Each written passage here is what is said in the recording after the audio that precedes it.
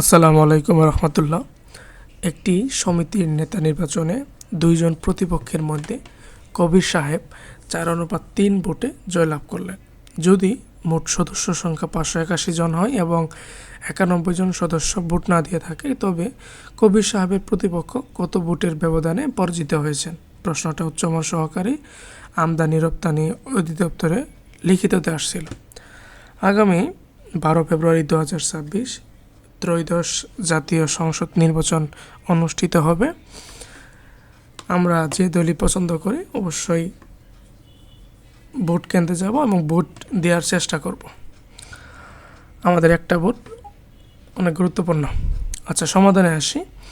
তাহলে মোট ভোটার সংখ্যা হলো 581 জন। এইখান থেকে 91 জন সদস্য বা ভোটার ভোট কেন্দ্রে আসেনি। তাহলে মোট প্রদেয় ভোটের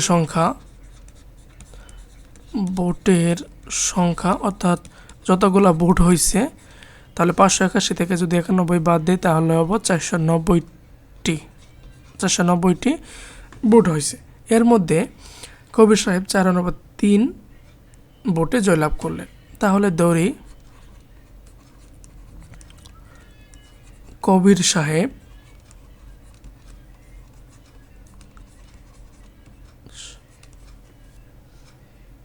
ভোট পান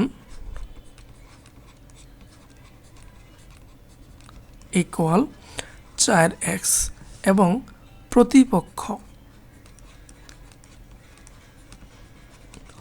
ভোট পান ইকুয়াল অনুপাত দেওয়া আছে 3x। এখন শর্ত মতে আসি। শর্ত মতে এই যে কবির সাহেবের ভোট প্লাস প্রতিপক্ষের ভোট, এই দুই ভোট মিলে হয়েছে 490। তাহলে যদি আমরা এক্স এর মান বের করতে চাই 7x, অতএব x সমান হবে 490/7 ইকুয়াল হচ্ছে 70। 7 7 49 0 x। এইখান থেকে কবি সাহেব ভোট পাইছে 7 7 28 280টি এবং 3 7 21 210টি ভোট পাইছে, হলো তার প্রতিপক্ষ। প্রশ্নে আমাদের বলছে কবির সাহেবের প্রতিপক্ষ কত ভোটের ব্যবধানে পরাজিত হয়েছেন। তাহলে 280 থেকে 210 বাদ দিলে হবে 70টা ভোটের ব্যবধানে কবির সাহেবের প্রতিপক্ষ পরাজিত হয়েছে, অথবা কবির সাহেব 70টা ভোটে জয়লাভ করেছেন। ঠিক আছে, ধন্যবাদ সবাইকে।